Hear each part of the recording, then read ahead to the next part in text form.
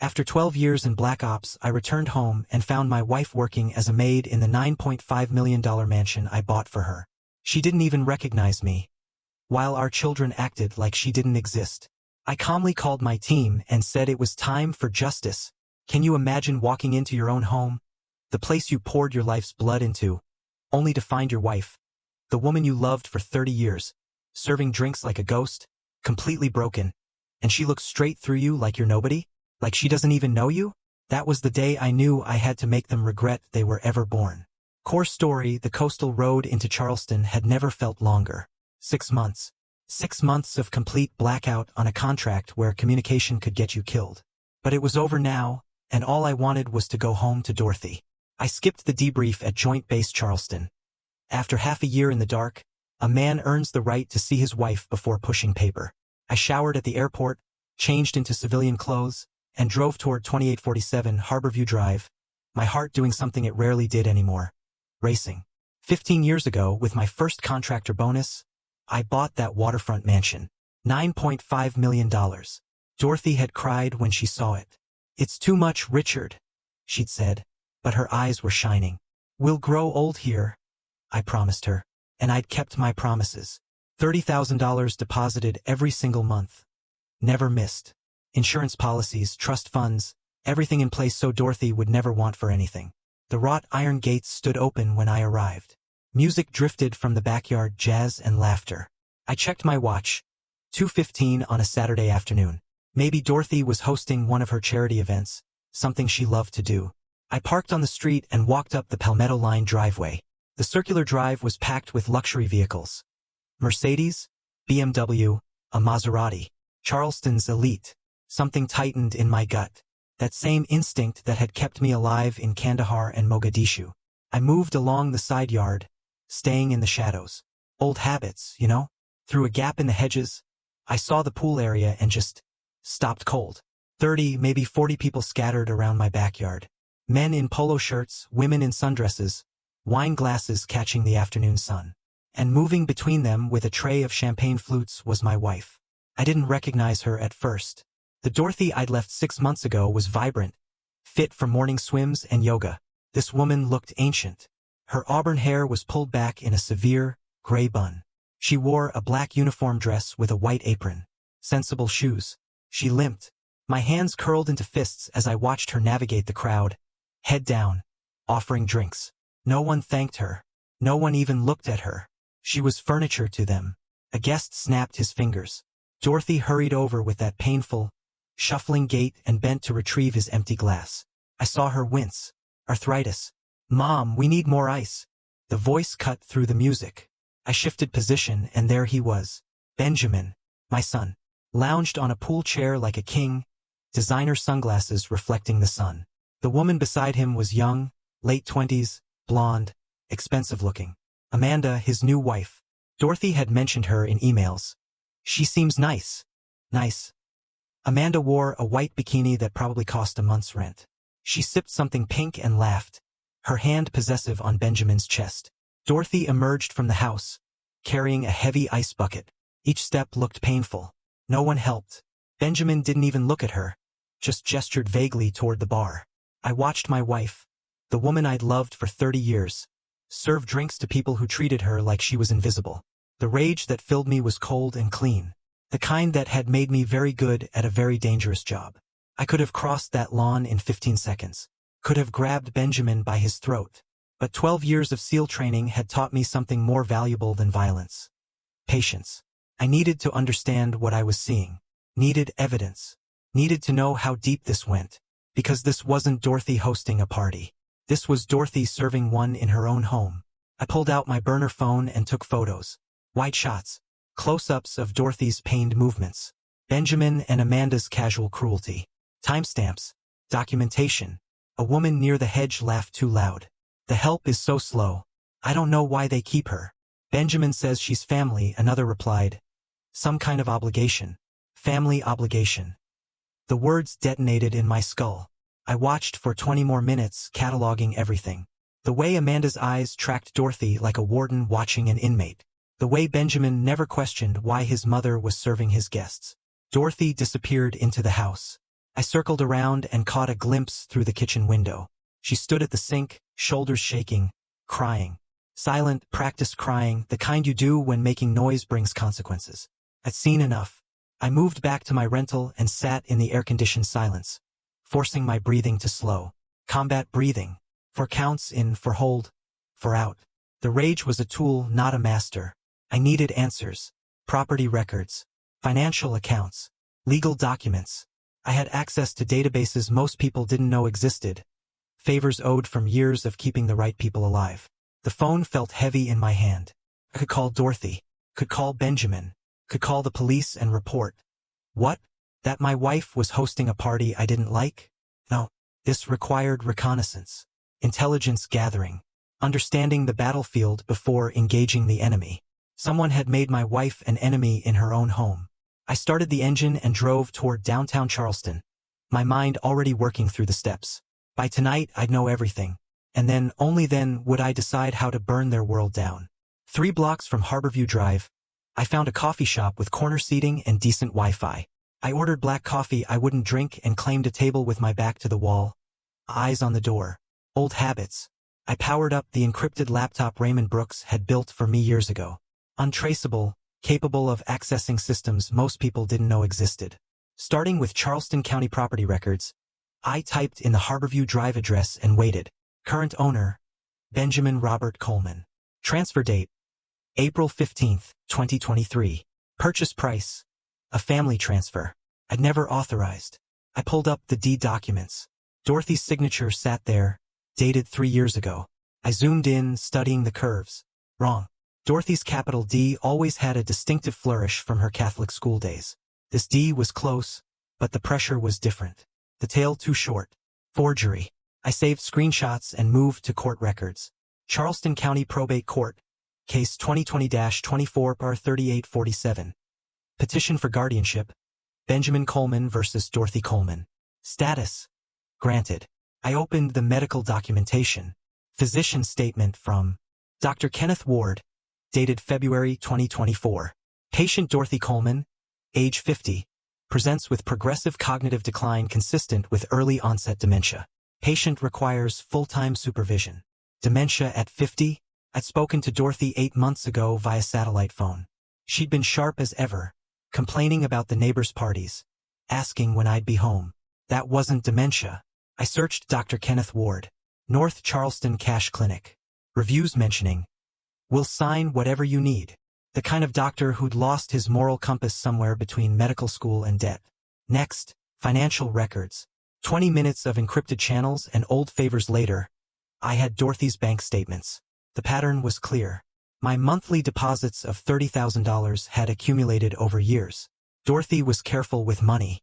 By 2023, she'd saved nearly $2 million. Then the withdrawals started. $50,000. $80,000. All authorized by legal guardian Benjamin Coleman. By 2024, $1,800 remaining. $2 million. Gone. Benjamin had gotten himself appointed guardian on fraudulent medical grounds. Then he'd systematically drained her accounts. The house transferred with a forged signature. But that didn't explain the uniform. Dorothy serving his guests. I opened another search. My life insurance policy. $15 million through my contractor work. Beneficiary, Dorothy Coleman. Contingent, Benjamin Coleman. I accessed the insurance database. Claim LF Zassin Vernanzix, 08. Policyholder, Richard James Coleman. Date of death, August 12, 2024. Cause, asterisk killed in action. Body unrecoverable star. Status, asterisk paid.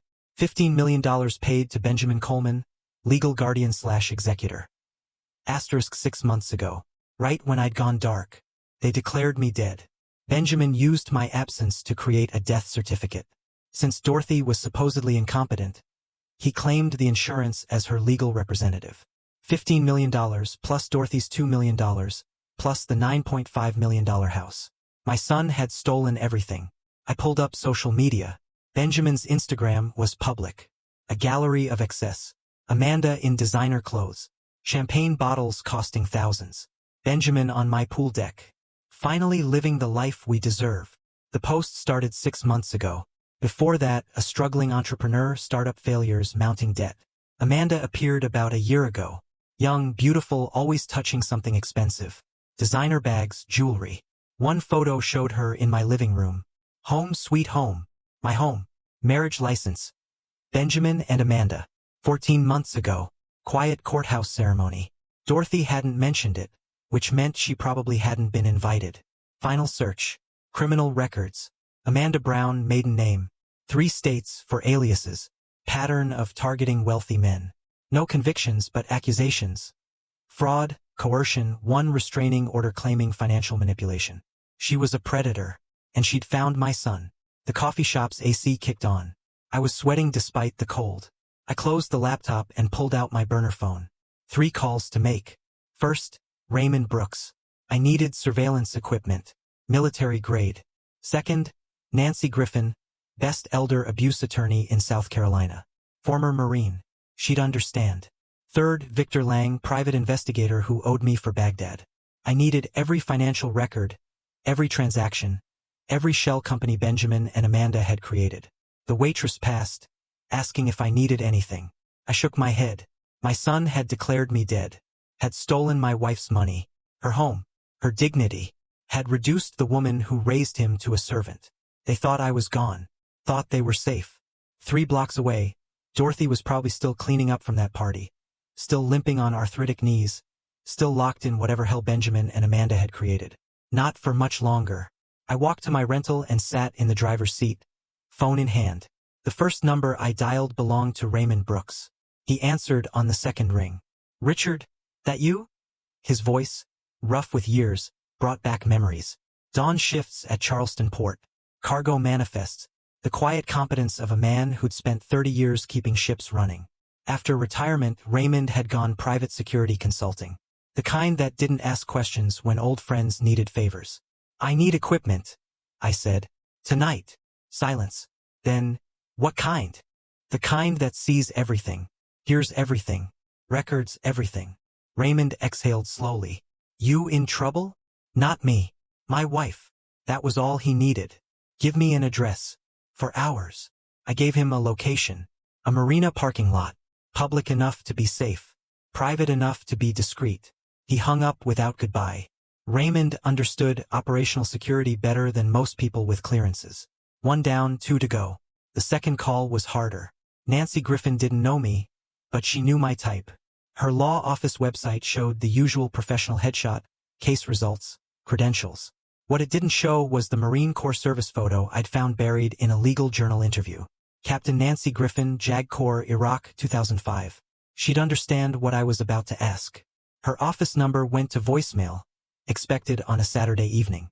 I tried her emergency line, the one listed for crisis situations. "Griffin," clipped. "Professional. Ready. Miss Griffin, my name is Richard Coleman.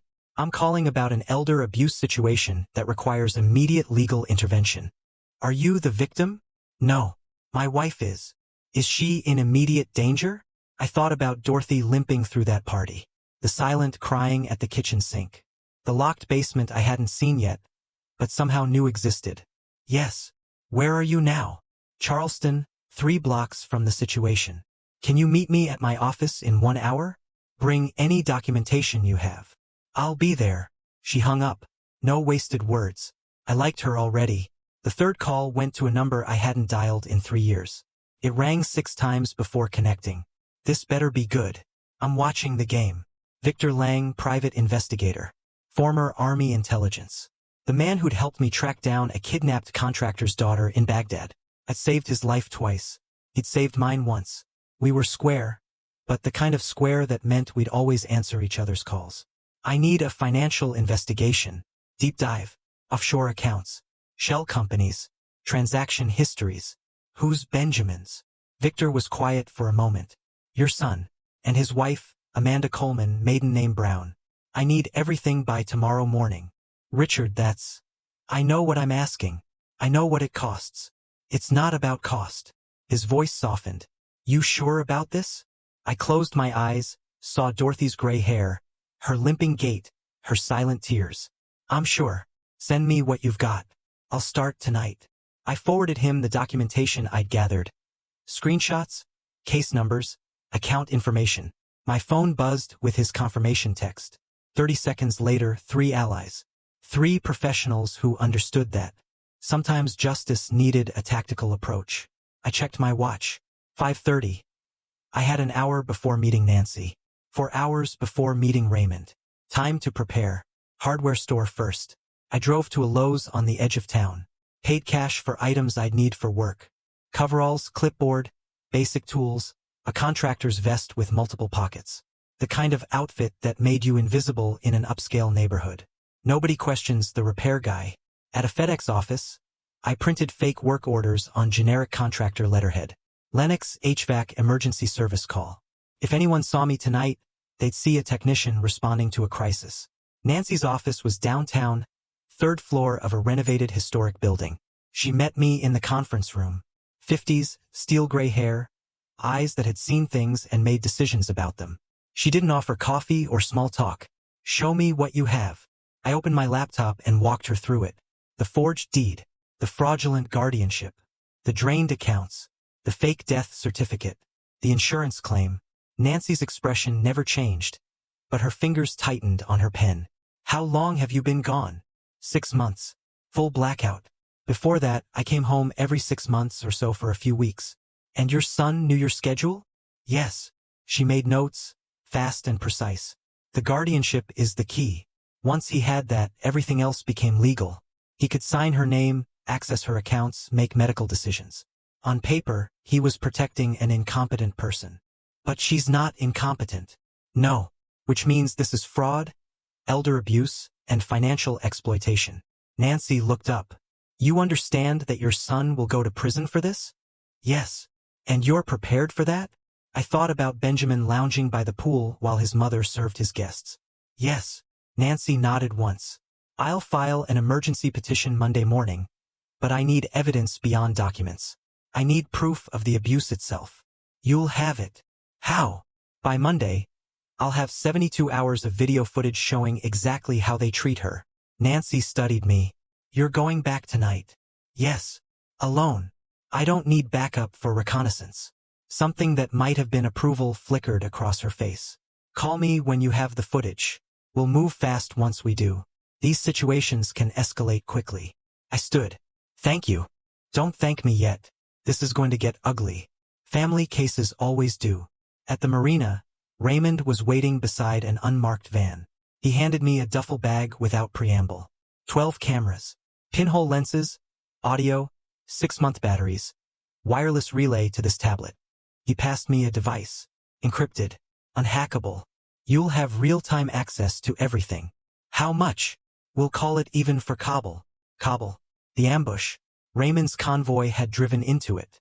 3 hours I'd spent providing cover fire while they extracted casualties. Raymond, go get your wife back. He climbed into his van. And Richard, whatever you're planning, be smart. Anger makes mistakes. The van disappeared into evening traffic. I sat in my rental, duffel bag in the passenger seat, tablet glowing with empty feeds, waiting for cameras. 10 p.m. Harborview Drive would be dark now. Benjamin and Amanda would be inside, probably finishing dinner, counting their money, believing they'd won. I started the engine. Tonight I was going back. Tonight I'd plant cameras. The house went dark at 11:30. I watched from the beach 2 properties down, hidden where sand met seagrass. No moon tonight. Exactly what I needed. At midnight, I moved low and slow along the beach, using terrain and shadow. The back wall was 8 feet, easy for someone who'd scaled compounds in Fallujah. I went over silently, landing with my duffel in the landscaped yard. Pause. Listen. Pool filter hum. Ocean waves. Nothing else. The French doors took 40 seconds to pick. Inside, the smell hit me wrong. Dorothy's vanilla candles and fresh flowers were gone, replaced by expensive perfume and chemical air freshener. The kitchen had changed completely. Dorothy's warm, country style erased. Now cold white marble and stainless steel. Magazine perfect. Soulless. I pulled the first camera from the duffel. Smaller than a button. Wireless. Motion activated. Placed it inside the stove hood. Checked the tablet. Green light. Perfect angle. I moved through the house like a ghost. Camera behind the living room painting. Another in the potted plant. Dining room chandelier. then bookshelf, then the master bedroom. I opened the door an inch at a time. Benjamin snored. Amanda lay still beside him. Everything was different. Dorothy's four-poster bed gone. Her grandmother's dresser gone. Now it looked like a hotel. Gray silk sheets. Modern furniture. Amanda's designer clothes spilling from a massive closet. Camera in the smoke detector. Another behind the TV. Benjamin stirred. I froze. He rolled over. Settled.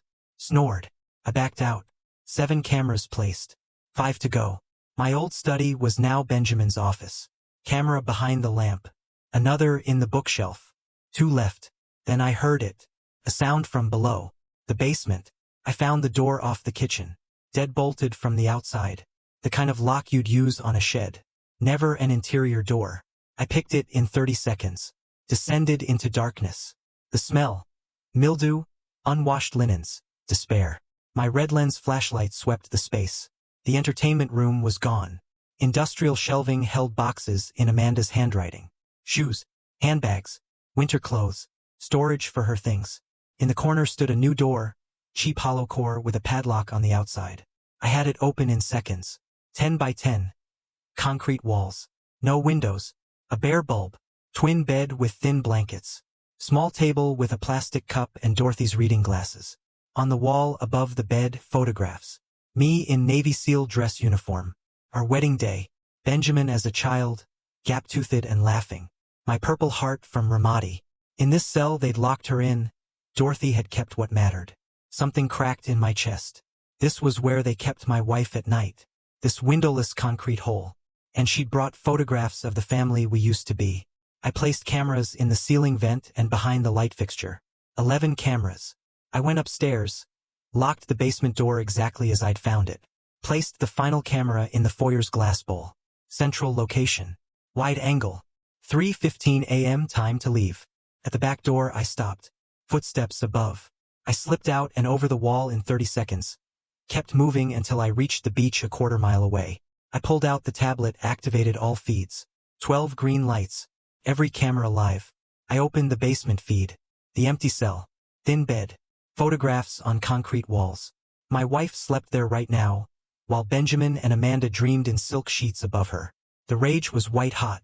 I wanted to go back, drag Benjamin out, make him understand pain. But Raymond's words. Anger makes mistakes. I needed evidence. 72 hours showing exactly what they did. Then Nancy would move. Then the law. Then me. I sat on the sand as the sky lightened. At 6 a.m., sound came through the basement audio.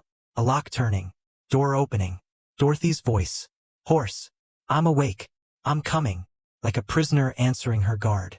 The feed showed her appear, gray hair, disheveled old nightgown, moving slowly and painfully out of frame. 30 seconds later, the deadbolt sliding home. They'd let her out, but locked the door behind her. Not to keep people out. To remind her she could be put back in. I watched until full sunrise. 12 feeds. 12 witnesses that would never blink or forget. At 7 a.m., Dorothy appeared in the kitchen. Still in that nightgown. She started coffee. Expensive machine I didn't recognize. Not for herself. For them. She stood at the counter, shoulders bent, waiting for it to brew. Waiting to serve the people who'd locked her in a basement cell. I looked at the tablet screen, at my wife reduced to this, at the green lights that would record every moment of the next 72 hours, at the evidence that would bury my son. The sun rose over Charleston. Joggers appeared on the beach. The world woke up to a normal Sunday morning. But nothing about this was normal. I had 12 cameras recording. 72 hours ahead. And somewhere in that waterfront mansion, Dorothy was pouring coffee for her captors, with hands that had once worn my wedding ring. Like a promise. A promise I'd kept by sending money while she suffered. A promise I'd broken by staying away too long. I closed the tablet and stood. I needed rest. Needed to prepare for what came next. Because in 72 hours, when I had everything documented, when Nancy filed her emergency petition, when the police came with warrants, Benjamin would learn what happened when you touched what belonged to me. Not my house. Not my money. My wife. My Dorothy. And I was going to take her back. I rented a motel room 3 miles away. Cash payment, fake name, corner unit. The kind of place that didn't ask questions. Inside, I set up the tablet and watched my home through 12 angles. Dorothy appeared in the kitchen at 6:17 a.m. Still in that nightgown, moving like every step hurt. She filled the coffee maker, opened the refrigerator. I leaned closer. Nearly empty milk, wilted vegetables, discount lunch meat. Nothing like the abundance Dorothy used to keep. She made scrambled eggs for 3, toast, fresh coffee, set everything out with careful precision. Then poured herself water and stood by the sink, waiting. At 7:40, Amanda appeared. White silk robe, perfect hair. She surveyed the breakfast without acknowledging Dorothy. Coffee's cold. Dorothy moved immediately. I'm sorry. I'll just get it done. I watched Dorothy dump perfectly good coffee and start over with shaking hands. Benjamin entered at 7:50 in golf clothes. Took a plate, sat scrolling his phone, never looked at his mother. Amanda joined him. They ate while Dorothy stood by the sink, water untouched. Mom, Benjamin said, not looking up. We need the house cleaned today. People coming tonight. Yes, Dorothy said quietly. And do something about your appearance. You look terrible. My hands curled into fists. At 8:15, Amanda set her cup down hard. The sound made Dorothy flinch. This is disgusting, Amanda said, gesturing at the eggs. What did you put in this? Just eggs and butter. It tastes like garbage. Amanda dumped her entire plate in the sink. Make something else, Amanda. I don't think, Dorothy started. I don't pay you to think. The words hung there. Dorothy physically shrunk. You don't pay me at all, Dorothy whispered. Amanda's head snapped around. What did you say? Nothing. I'm sorry. I'll make more eggs. Benjamin looked up. Mom, just do what she asks. I had to walk away from the screen before I put my fist through it. When I came back, Dorothy was alone, washing dishes, shoulders shaking, crying while she cleaned their breakfast. 2 p.m. Dorothy vacuumed the living room. Amanda sat on the couch, feet up, not moving. You missed a spot, Amanda said, pointing. Dorothy went back over it. Still there, for times. Dorothy vacuumed the same spot 4 times before Amanda called it acceptable. I switched to audio. Amanda on the phone. Yeah, the house is great. Got it for nothing. Richard's life insurance. $15 million. His mother lives in the basement. Cost us like $40 a week to feed her. No, she doesn't complain. She knows what happens. $40 a week. Less than $6 a day for my wife. 7 p.m. Dorothy had prepared chicken and vegetables. Set plates at the dining table. Benjamin and Amanda came in, dressed for going out. We're eating out, Amanda said. Put that away. Dorothy's face fell. I already made. I don't care. Put it in containers. You can eat it. They left. Dorothy sat alone at that table with a small portion on a chipped plate. Ate mechanically, no enjoyment, just fuel. 9:30. Benjamin and Amanda returned, drunk, laughing. Amanda knocked over a wine bottle, red spreading across white marble. Mom! Benjamin shouted. Get in here. Dorothy appeared within seconds. That practiced speed. Clean this up, Amanda said. Now. Dorothy knelt painfully and started wiping with paper towels. That's Italian linen, Amanda said. $800. You ruined it. I didn't. Dorothy looked up. I didn't spill it. Are you saying I did? The air changed. Dorothy recognized her mistake. No, I just meant. You're blaming me. Amanda's voice turned ice. No dinner for you tomorrow. Maybe that'll teach you. Dorothy's face went white. Please, Amanda. Basement. Now. I watched Dorothy stand slowly, walk toward the basement door. Benjamin followed with his keys, unlocked it. Dorothy descended. Benjamin locked it behind her. 9:47 p.m. I switched to the basement camera. Dorothy sat on that thin bed in her day clothes. Didn't change, just stared at the photographs on the wall. 10:15. She started crying, quiet, practiced crying that had learned to stay silent. 47 minutes. Then she lay down, pulled the thin blanket over herself, and stared at the ceiling until sleep took her. I sat in that motel room, cataloging every moment, every cruelty, every time my son enabled his wife's torture. My phone buzzed at midnight. Victor. Got something big. Financial records just came through. Richard. This is bigger than we thought. Tell me. Benjamin doesn't have any money. Everything, insurance, Dorothy's accounts. It's all in Amanda's name. He has no access. She gives him an allowance. How much? $500 a month. The same Dorothy got for food. My stomach turned. There's more. Shell companies. Offshore accounts. Amanda's been moving money since before they married. This was planned. And Richard, Victor added. Benjamin has therapy records. Psychiatrist notes. Anxiety, depression, history of manipulation and emotional abuse from Amanda. 6 months of sessions. He talks about feeling trapped, controlled, threatened. I stared at the basement feed. Dorothy asleep on that thin mattress.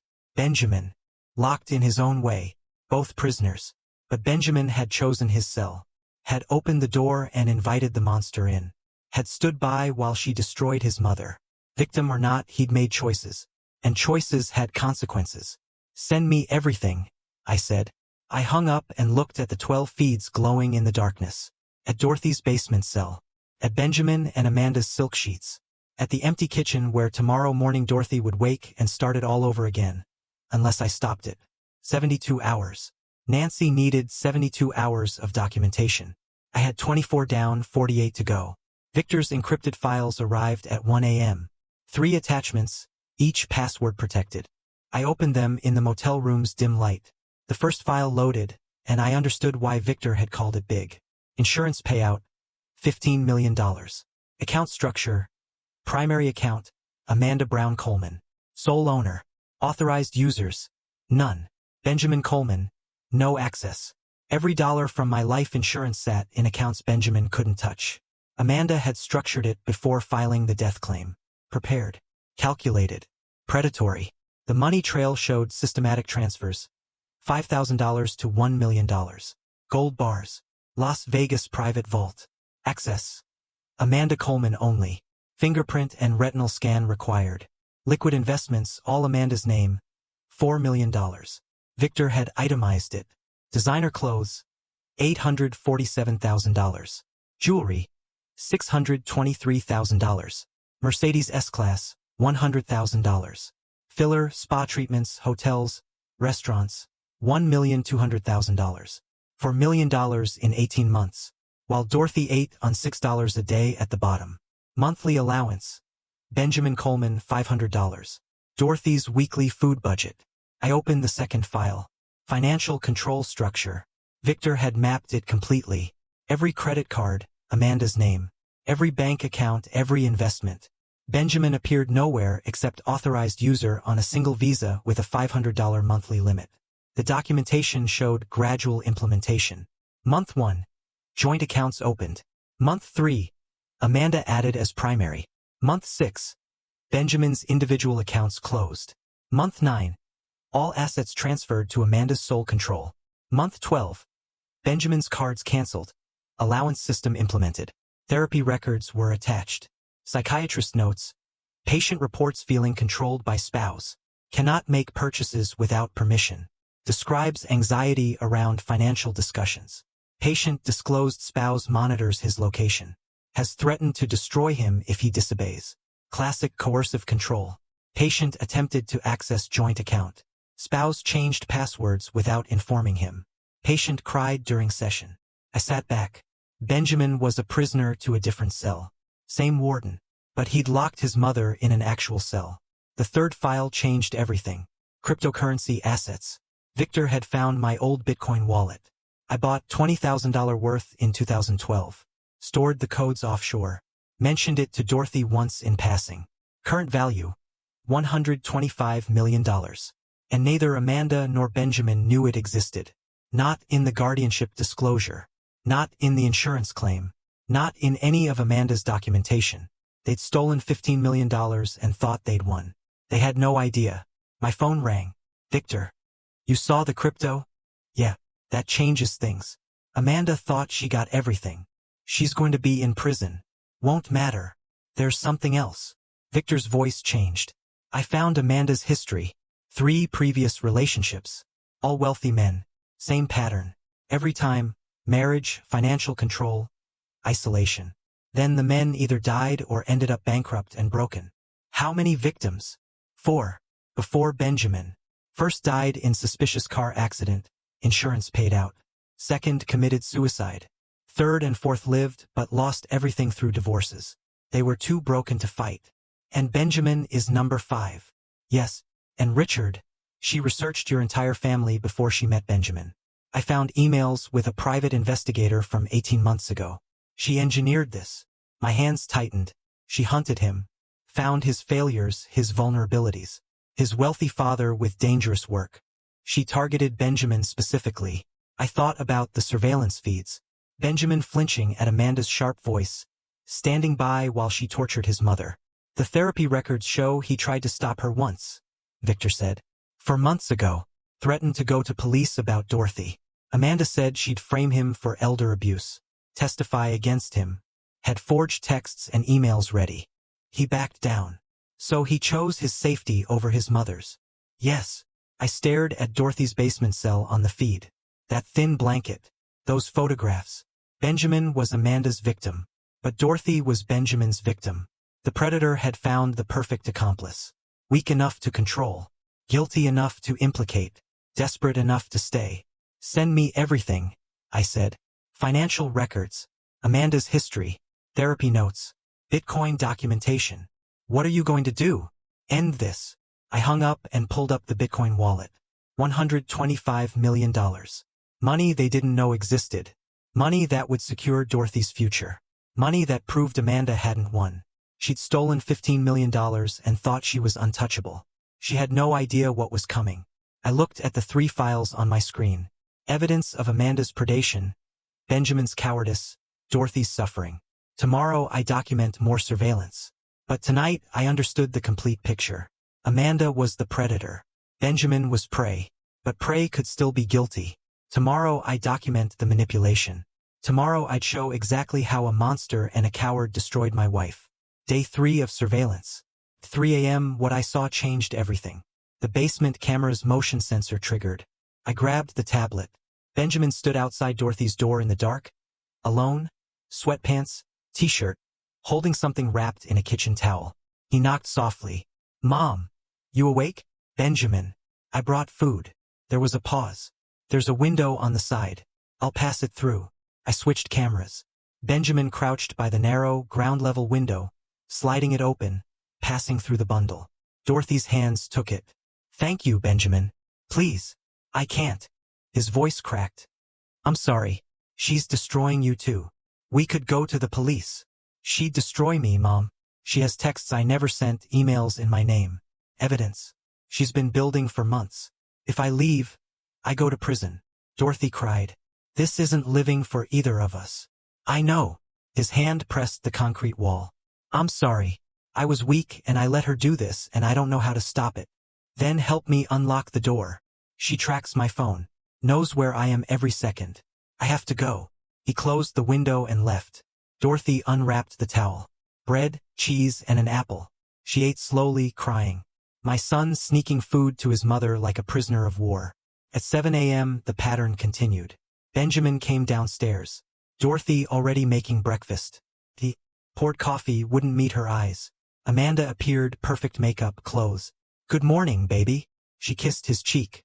Sleep well. Yeah. You were restless. I heard you get up around 3.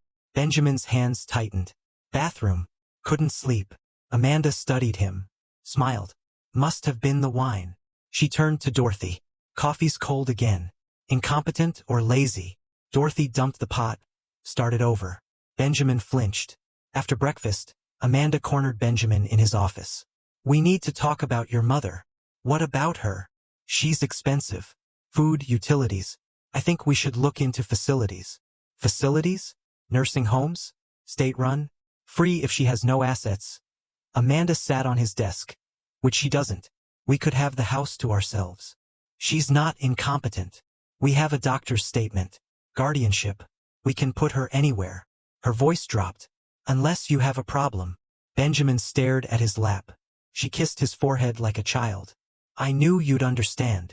After she left, Benjamin put his head in his hands, shoulders shaking, silent. Afternoon by the pool. Dorothy cleaning inside, visible through windows. Your father abandoned you, Amanda said casually. You know that, right? He had to work. He chose to work. Chose contracts over being here, over raising you. Amanda turned to Benjamin. He sent money because it was easier than being a father. That's not love. That's guilt payments. He did his best. His best was leaving for months. making your mother raise you alone. And now she acts like he's a hero. She gestured toward Dorothy vacuuming. Kept his pictures, his medals. Worships a man who abandoned her. She loves him. She's delusional. So was he, thinking money would be enough.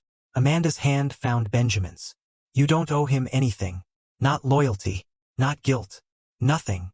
Benjamin looked at his mother through the window, his face hardened. Rewriting history. Making me the villain. Making Benjamin's guilt into justified anger. Textbook manipulation. Evening. Bedroom. Benjamin changing for dinner. Amanda watching from the closet. I saw you looking at your mother today. What? In the kitchen. Like you felt sorry for her. I don't. Don't lie. Amanda pulled out her phone, started typing. What are you doing? Texting Detective Morrison. He gave us his card with the death certificate. I'm sure he'd be interested in the elder abuse at 2847 Harborview Drive. Stop. Benjamin crossed the room. Are you planning something? No, I swear. I have emails you wrote about isolating your mother, controlling her money, how you said she's a burden and I wish she'd die. I never wrote. I wrote them in your name, accounts you didn't know existed, and texts to match. An entire narrative of you as abuser, me as victim, too afraid to come forward. She looked up. If you leave, if you try to save her, I destroy you. You go to prison. She goes to state care. I keep everything. Benjamin shook. Do you understand? Yes. Say it. I understand. She put the phone away, smiled, wrapped her arms around his neck. I love you, baby. I'm protecting us. Protecting what we built. You know that? Yeah. She kissed him. Long possessive. Let's go to dinner. That steakhouse downtown. My treat. She smiled. Well, your dad's treat technically. They left. Dorothy came upstairs from the basement where she'd been locked. Cleaned their clothes. Made their bed. Tidied their lives. I sat with 3 days of footage and understood the manipulation. The threats. The manufactured evidence. The cycle keeping Benjamin trapped and complicit. Love bombing after threats, making him question reality. Maybe she wasn't that bad. Maybe he wasn't that trapped. But understanding didn't equal forgiveness. Benjamin was a victim, but Dorothy was his victim too. He'd chosen his survival over his mother's freedom. Every day he locked that door. Every night he slept in silk sheets while she lay on concrete. Victim and villain, both at once. Tomorrow I'd call Nancy. Show her everything. Financial control. Therapy records. 3 days of surveillance showing the complete picture. The cycle. The trap. The choice Benjamin made. Every single day. Nancy needed to see this. The DA needed to see this. A jury needed to see this. And then they'd understand what I understood. Benjamin was both victim and villain. Nancy needed to see this tomorrow. I'd show her everything. 72 hours of footage. Enough evidence to bury them both. I called Nancy at 8 a.m. on day 4. Tell me you have it, she said. All of it. Financial records. Surveillance footage. Therapy notes. Everything. How bad? Worse than we thought. Amanda's a serial predator. Benjamin's her victim and Dorothy's abuser. It's complicated. Nancy was quiet for a moment. Can you be at my office in an hour? We need to move fast. The longer Dorothy stays in that house, the more danger she's in. I'm already on my way. At Nancy's office, I showed her everything. The basement cell. Dorothy's treatment. Amanda's manipulation. Benjamin's 3 a.m. food delivery. The threats. The cycle. Nancy watched without expression until the end. Then she closed her laptop. We have enough for criminal charges. Elder abuse. Financial exploitation. Fraud. False death certificate. But here's the problem. If we just show up with police, Amanda will lawyer up immediately. She'll claim Benjamin did everything. She'll walk. So what do? We make her confess. On record. With witnesses. That's when the plan formed. Nancy leaned forward. You need to get back in that house. Not as Richard. They think you're dead. As someone else. Someone they'd invite in. A buyer. I said. Exactly. They're cash poor. Despite the assets, everything's locked up or already spent. If someone offered them enough money for a quick sale, they'd jump at it. I pulled out my phone and called Raymond. I need a complete identity package. Website, business cards, references, background. Someone wealthy enough to make a $13 million cash offer. Bulletproof. How fast? 4 hours. Raymond laughed. Make it 6. Who are you? Robert Halverson. Seattle real estate developer. Made my money in tech. Now I flip luxury properties. I'll have it by 3 p.m. Next call. Victor. I need you at the Charleston police station in 2 hours. Bring everything. All the evidence, all the documentation. Nancy's going to file an emergency petition for guardianship removal and a search warrant. You're the expert witness on it. Nancy was already typing on her laptop. I'll have the paperwork ready by noon. Emergency hearing this afternoon. Judge Morrison owes me a favor. If he grants the warrant, we can move tomorrow. Tomorrow. I stood. God. Dorothy's locked in a basement cell right now. And if we move wrong, Amanda walks and Dorothy ends up in state care with Benjamin still as her guardian. We do this right, Richard. One shot. She was right. I sat back down. Here's how it plays, Nancy said. Today I file the emergency petition. Judge grants the warrant. Tonight you become Robert Halverson. Tomorrow noon you tour the house as a potential buyer. You get them to show you everything, including the basement. You're wearing a wire. Whatever they say, we record. 2 p.m. police execute the warrant. We catch them in the act with you as a witness. They'll recognize me. Will they? Nancy pulled up a photo on her screen. My military ID from 15 years ago. Then a recent photo from my contractor work. You've aged, gained weight in the face, scars. And you'll be in a suit, clean-shaven and different hair. Benjamin hasn't seen you in 6 months. Amanda's never met you in person. Just photos. She was right. I changed. Hard years do that. What about my voice? Change it. You were special operations. You know how to alter your speech patterns. Your accent. Be from Seattle. Tech bro who got lucky. Nothing like a military contractor. I nodded. Could work. Raymond called at 2:30. Package is ready. You're Robert Halverson. Age 48. Seattle-based. Made your money selling a software startup in 2019. Now you invest in luxury real estate. Websites live. LinkedIn profiles populated. References are people who owe me favors. Someone calls to verify. They'll confirm every detail. 3 p.m. I picked up the materials. Business cards, corporate documents, a tablet loaded with investment portfolios. All fake, but perfect. I went back to the motel and practiced. Voice first. I recorded myself, played it back, adjusted, dropped the clipped military cadence, added a slight West Coast draw, tech bro enthusiasm. Yeah, absolutely. That's exactly the kind of property I'm looking for. Different. Not me. I shaved the beard I'd grown during the mission, styled my hair differently, slicked back, corporate. Put on the suit Raymond had included. Expensive. Tailored. Nothing like anything I'd ever worn. Looked in the mirror.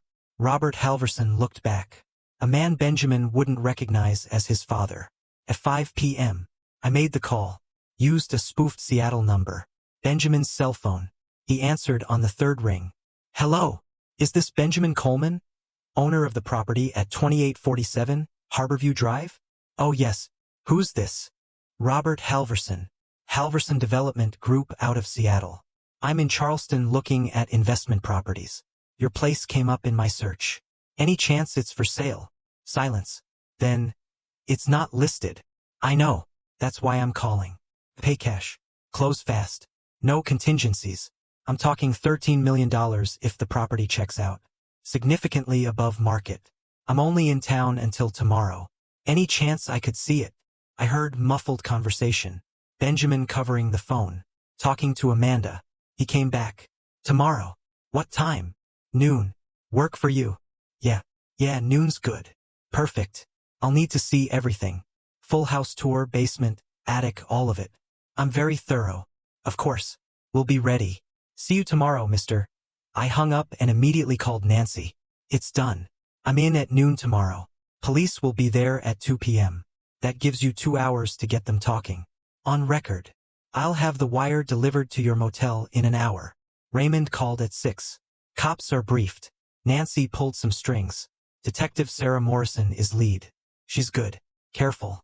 Won't move until you give the signal. Victor called at 7. Judge signed everything. Warrant. Emergency guardianship transfer. Arrest authorization. You're official. I sat in that motel room as the sun set over Charleston. Tomorrow at noon, I'd walk back into my house as a stranger. Tomorrow at 2 p.m., police would execute the warrant. Tomorrow, Dorothy would be free. I pulled up the surveillance feed one last time. Dorothy in her basement cell, lying on that thin mattress, staring at my photograph on the wall. 12 hours until execution. Dorothy locked in the basement, unaware her husband was coming. This time, I wasn't asking permission. I arrived at 2847 Harborview Drive at 11:55 a.m. in a rented Mercedes S-Class. Black suit, Italian leather shoes, briefcase that cost more than most people's monthly rent. Everything about Robert Halverson screamed money. I checked myself in the rearview mirror one last time. Slicked hair, clean shaven, wire taped to my chest beneath the dress shirt, transmitting everything to Detective Morrison's team, parked 3 blocks away. Not Richard Coleman. Not anymore. I grabbed the briefcase and walked to the front door. Benjamin answered on the first knock. He looked nervous. Good suit, but wrinkled. Hairstyled, but sweating already. His eyes scanned my face and found nothing familiar. "Mr. Halverson," he said. "Robert, please." I shook his hand. Firm grip. West Coast smile. "Thanks for seeing me on short notice. Beautiful property from the street." "Thank you. Come in." Benjamin stepped aside. The entryway looked different in person than through cameras. Colder. The marble floors, the modern chandelier, all Amanda's taste, erasing Dorothy's warmth. "This is my wife, Amanda." Benjamin gestured. Amanda appeared from the living room in a white dress that probably cost $3,000. She dressed for this. Predator-smelling money. "Mr. Halverson." She extended her hand. "Such a pleasure." I took it. Her grip was calculated. Firm enough to seem confident. Soft enough to seem feminine. Every movement practiced. "The pleasure's mine. You have a stunning home. We like it." Amanda's smile didn't reach her eyes. "Can I get you anything? Coffee? Water?" "I'm fine. Eager to see the property if you don't mind. I have a flight back to Seattle at 4:20. "Of course." Amanda touched Benjamin's arm. "Why don't you give Mr. Halverson the tour? I'll pull together the property documents."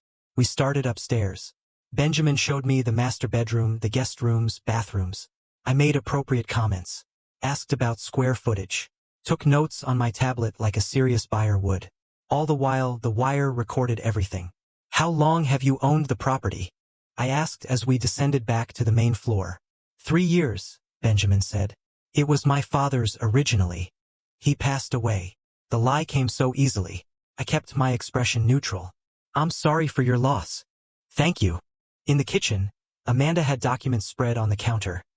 Deed, tax records, inspection reports. All showing Benjamin as owner, all based on fraud. "As you can see, everything's in order," Amanda said. "The house is free and clear. No mortgage. We can close as fast as you'd like." I pulled a checkbook from my briefcase. Raymond's work looked real. Drawn on a Seattle bank account that existed only on paper. "I'd like to make an earnest money deposit.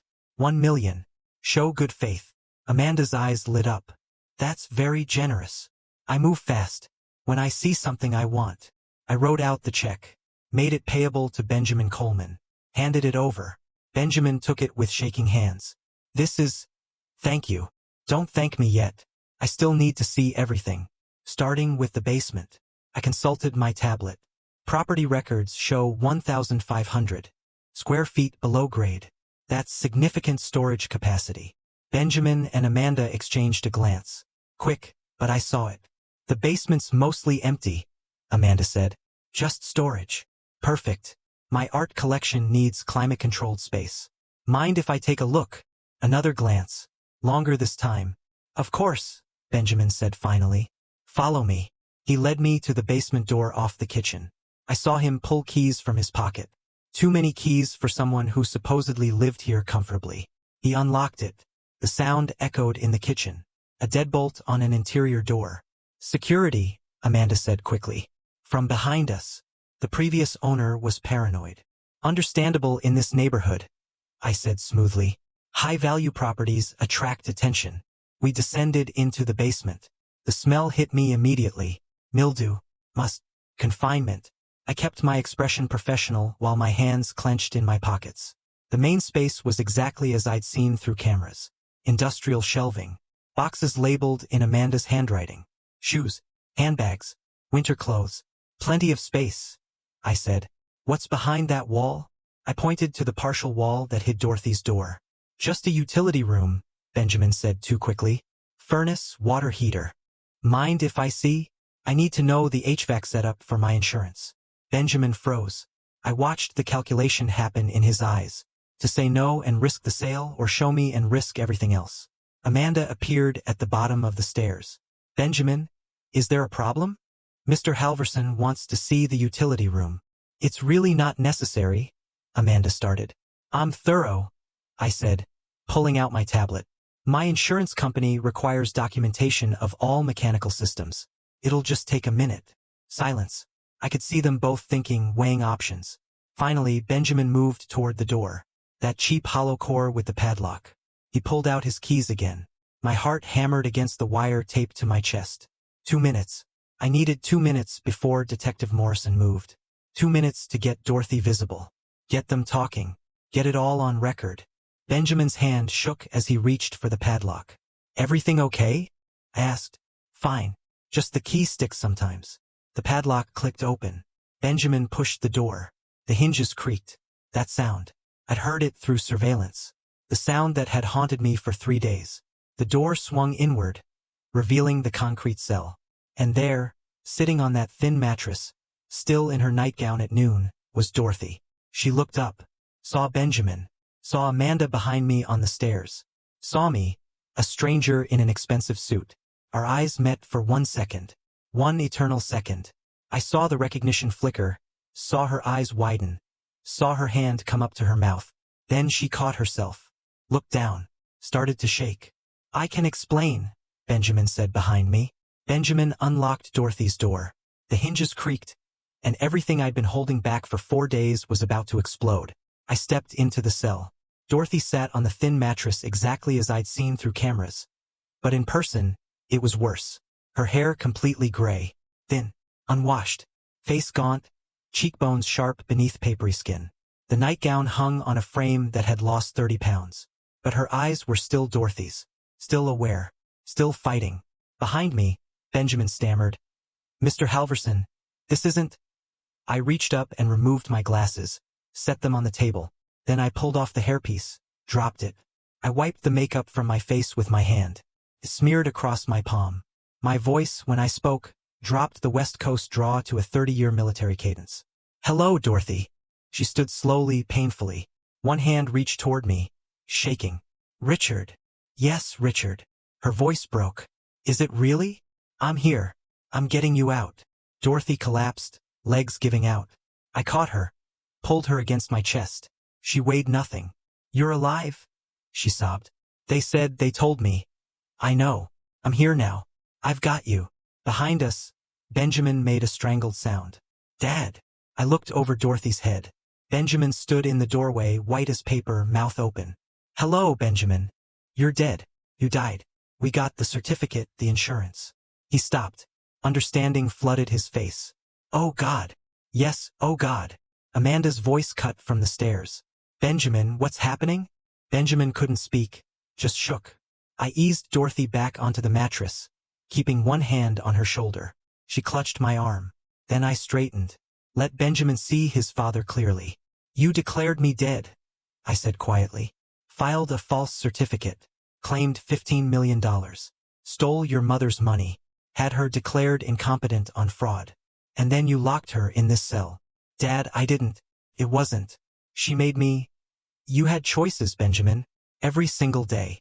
Amanda appeared at the stairs. White dress. Predator smile. Benjamin, what? She saw me. Saw Dorothy.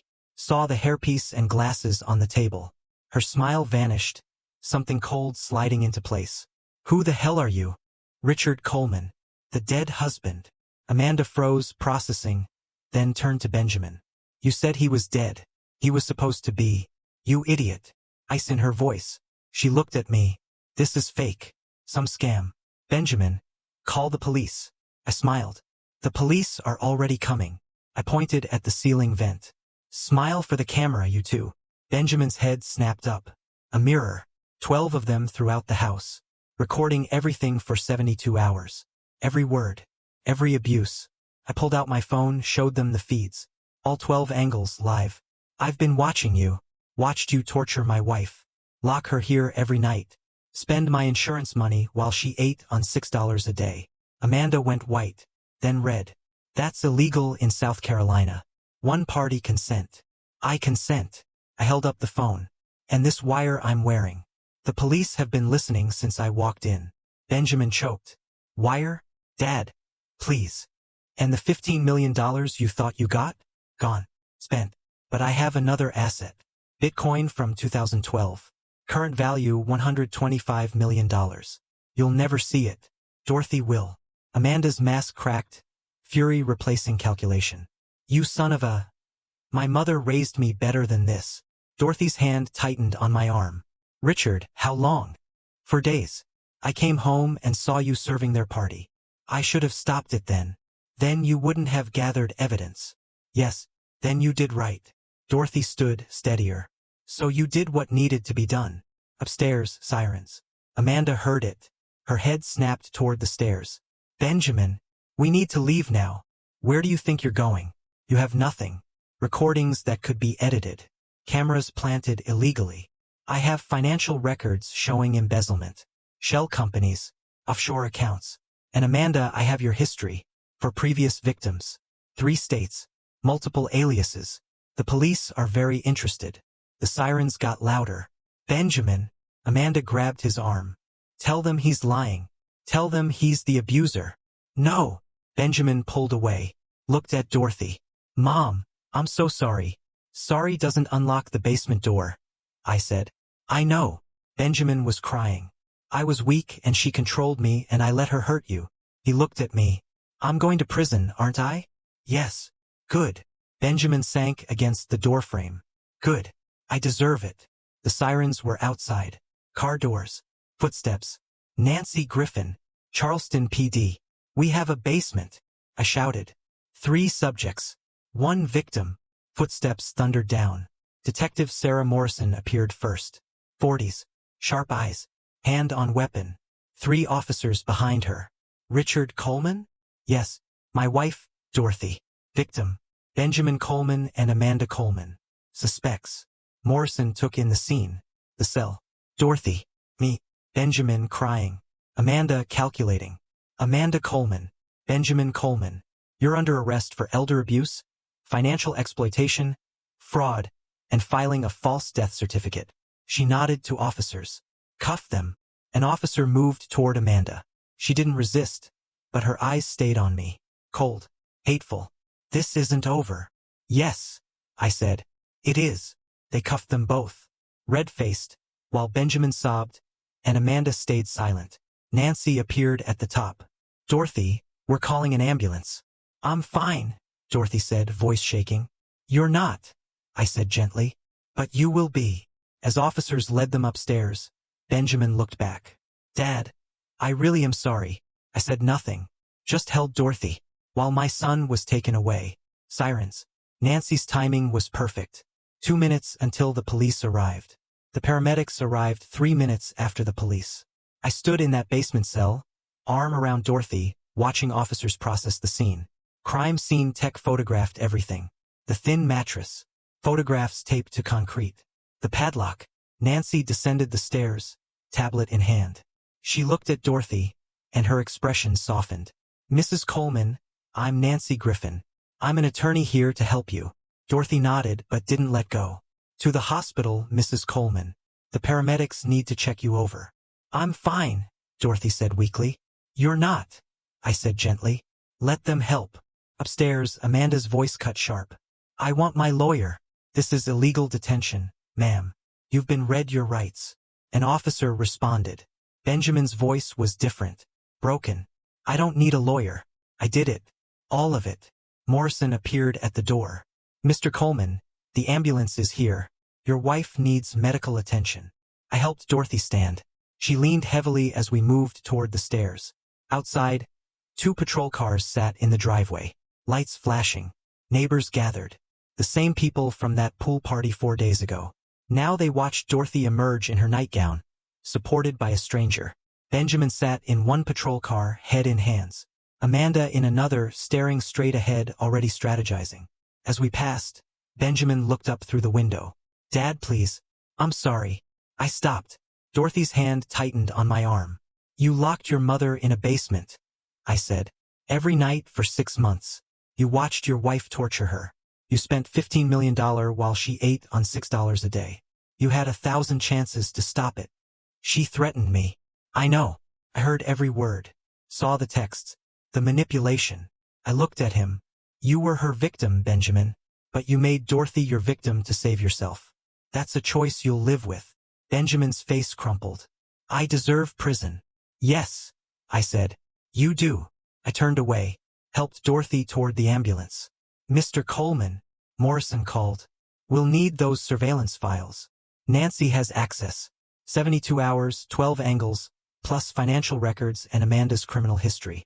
We'll need your statement tomorrow morning. I'll be there. The paramedics helped Dorothy into the ambulance. I climbed in after her. Blood pressure's low, a paramedic said. Dehydrated. Malnourished. Ma'am, when's the last time you had a full meal? Dorothy looked at me. I don't remember. The paramedic's jaw tightened, starting in 4 in her arm. Through the rear windows, I watched officers load Benjamin and Amanda into separate cars. Nancy stood on the driveway with Morrison, showing her the evidence. Wait, Dorothy said suddenly. Richard, your house. It's not my house anymore.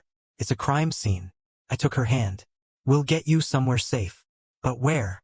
I have $125 million they don't know about. Bitcoin from 2012. They never found it. Dorothy's eyes widened. 125? They thought they won. They had no idea. The paramedic inserted the 4. Dorothy winced, but didn't cry out. She'd learned not to show pain. Mr. Coleman? Are you her husband? Yes. She'll need extensive care. Medical evaluation. Counseling. Physical therapy. Malnutrition doesn't reverse overnight. She'll have whatever she needs. Dorothy squeezed my hand. You came. I'm sorry I didn't see it sooner. They were careful. When you called, you couldn't have known. The ambulance pulled away. Through the window, the waterfront mansion grew smaller. The house I'd bought Dorothy 15 years ago. The house that became her prison. I'd never set foot in it again. Dorothy shifted on the gurney. Benjamin really is sorry, you know? I know. Will you forgive him? I don't know. Will you? Dorothy was quiet.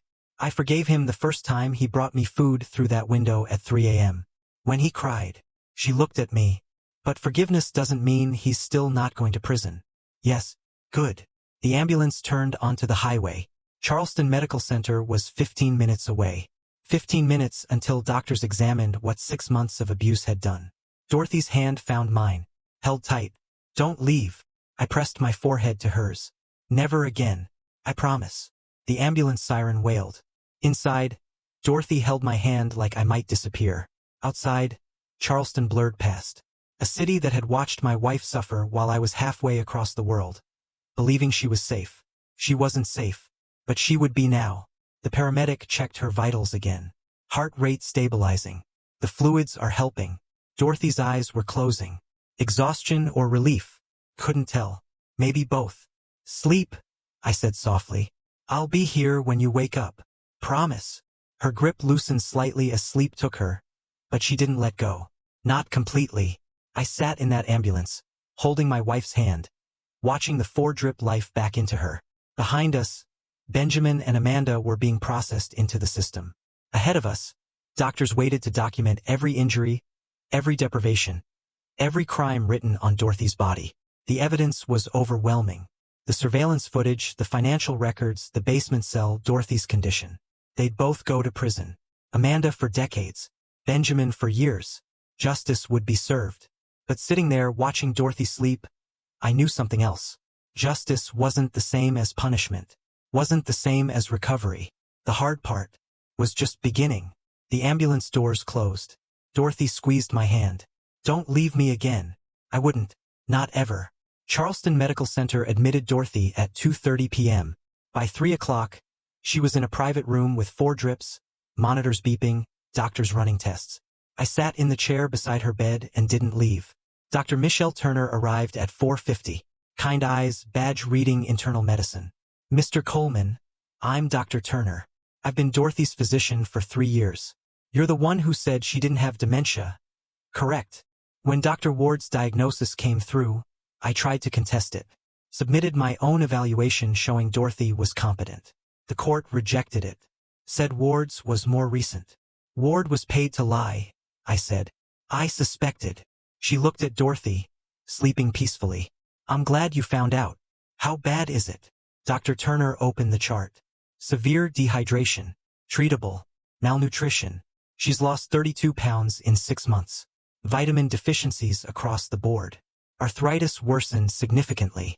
Psychologically, the trauma is evident. That'll take longer. Will she recover physically? Yes, with nutrition, rest, therapy. Psychologically, she met my eyes. That depends.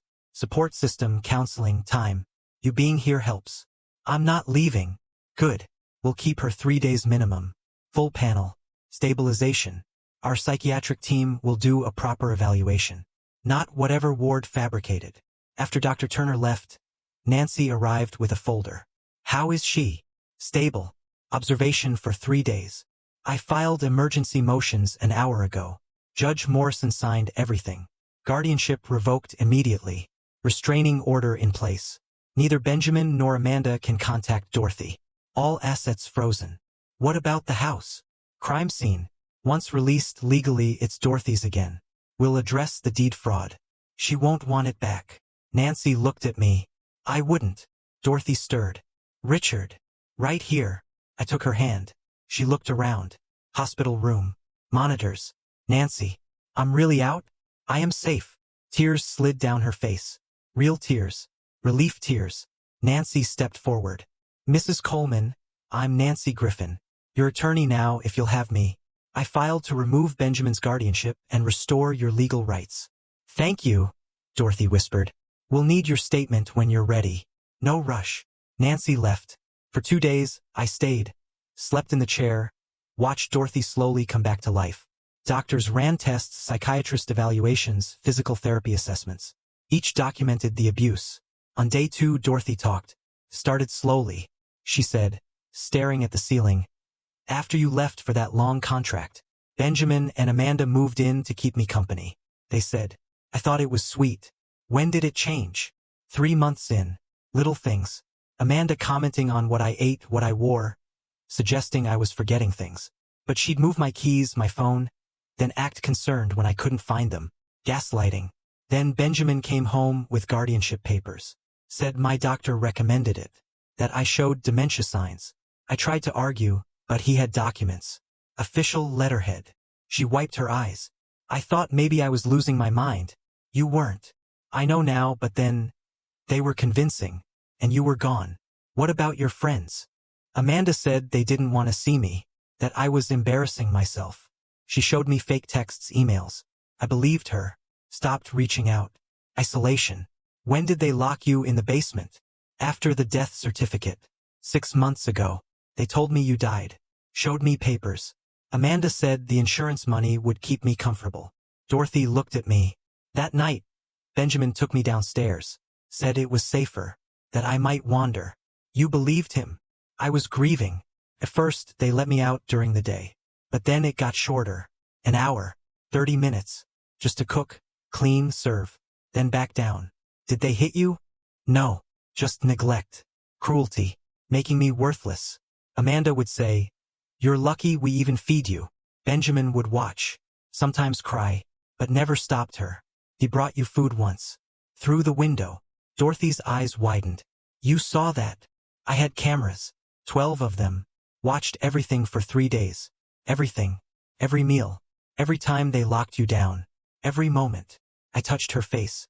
I'm sorry I didn't come sooner. You came when you could. My phone buzzed. Nancy. Need to talk. Important. I stepped into the hallway and called. Richard, we found Benjamin's journal in his car. And texts between him and Amanda going back 2 years. Benjamin documented everything Amanda did to him. The threats, the control, the manufactured evidence. He wrote about wanting to save Dorothy, but being too afraid. And texts. Amanda explicitly threatening him. Saying she'd frame him if he didn't cooperate. So, he's a victim. A victim who chose to victimize someone else to save himself. That's complicated. Legally or morally? Both. Nancy paused. The DA will want to see this. It might affect Benjamin's sentence. Not Amanda's. She's going down hard. But Benjamin, this changes things. What do you need? Your opinion. You're the victim's husband. The DA considers how Dorothy feels. If she wants mercy for Benjamin, it matters. I'll talk to her, carefully. She's been through enough. I went back to Dorothy's room. She was eating applesauce, slowly, like she'd forgotten how good food could taste. That was Nancy. They found Benjamin's journal and texts from Amanda. Dorothy set down the applesauce. What did they say? That Benjamin was terrified of her. That she threatened to frame him. That he wanted to save you, but didn't know how. Dorothy was quiet. Does that change anything legally? Maybe. The DA might offer a deal if he testifies against Amanda. And morally? That's not for me to decide. You're the one he hurt. Dorothy looked at her hands. He's still my son. I know. And he still locked you in that basement. Yes. She closed her eyes. I don't know what I feel. Is that wrong? No. It's human. Day 3 in the hospital. Nancy arrived with Victor Lang and a banker's box full of files. Dorothy's resting, I said, meeting them in the hallway. What did you find? Nancy set the box down. Everything. And it complicates things. Victor pulled out a leather-bound journal. Benjamin's. Found in his car. He's been documenting for 5 years. He opened it. Handwritten entries. Dated. Chronological. A map of someone's destruction. Year 1. I love Amanda. She's everything I wanted. Sometimes she gets frustrated with me, but she's trying to help me be better. Year 2. Amanda says I need to stop talking to Mom so much, says I'm too dependent. Maybe she's right. Amanda knows what's best for us. Year 3. I tried to start a business. Amanda said it was stupid. She's probably right. I'm not good with money. She handles all our finances now. Year 4. I miss Mom. Wanted to visit, but Amanda said we had plans. We didn't. When I asked why she lied, she got angry. Said if I didn't trust her, maybe we shouldn't be married. I apologized. Year 4 later. Amanda showed me texts where Mom was talking badly about her. I confronted Mom. She denied it. But Amanda showed me proof. I don't know who to believe anymore. Year 5. After Richard's death. Amanda says we should use the insurance money to live the life we deserve. Part of me knows Dad didn't abandon us. But part of me is so angry at him for leaving. 6 months ago. Mom lives in the basement now. Amanda says it's for safety because of dementia. But Dr. Turner's report shows no dementia. Amanda says Dr. Turner is old-fashioned. I want to believe her. 5 months ago, I brought Mom food through the window. She cried. Asked me to let her go. I wanted to, but Amanda has emails I don't remember writing. If I try to leave, she'll send everything to police. I'm trapped. For months ago, I tried to stop it. Told Amanda we needed to let Mom go. She said, if you try to save her, I'll destroy you both. You'll go to prison.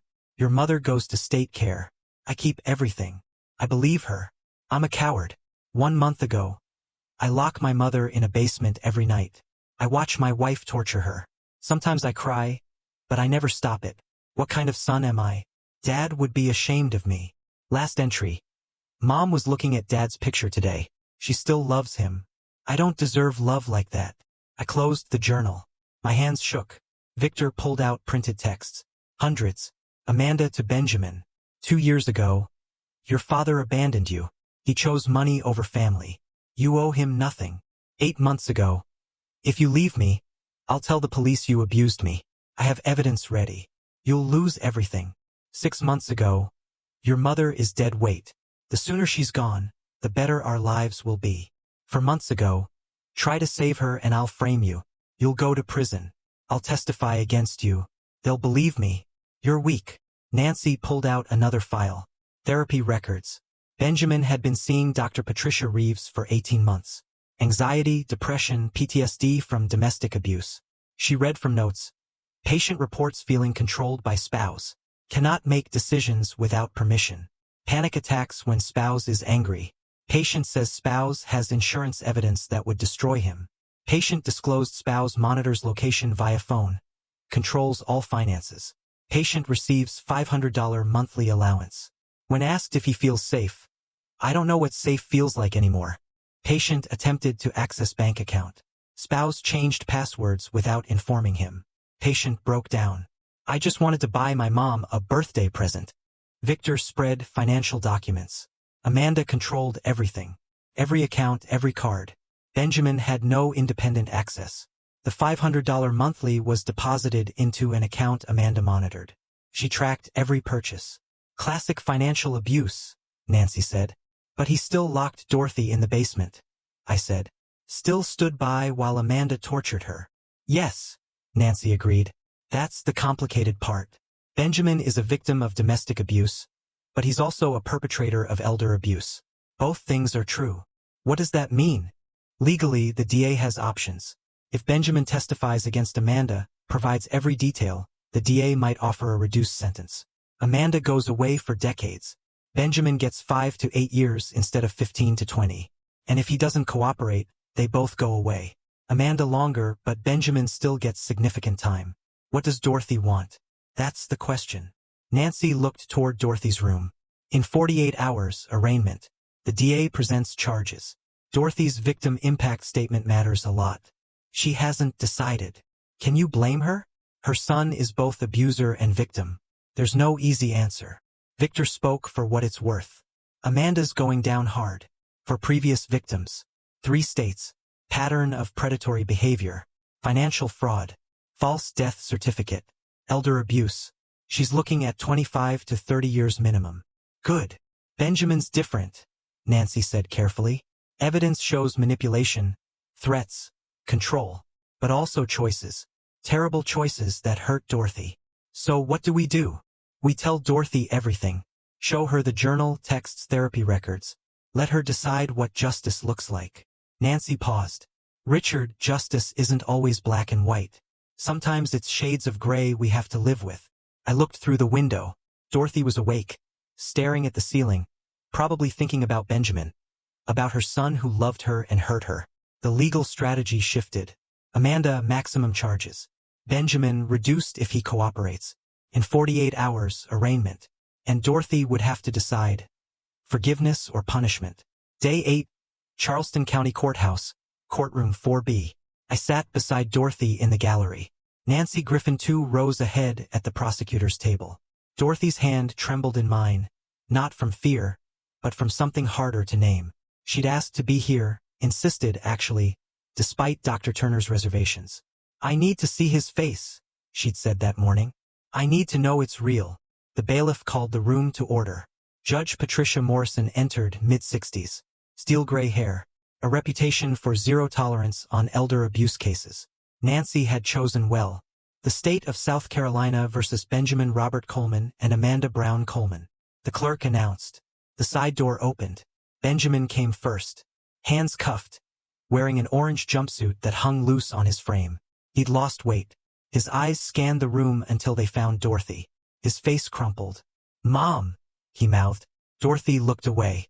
Amanda followed. 30 seconds later. Same jumpsuit. Same cuffs. But her posture was different. Chin high, shoulders back. Eyes cold and flat. She didn't search the gallery. Didn't acknowledge anyone. Just stared straight ahead at Judge Morrison with something close to contempt.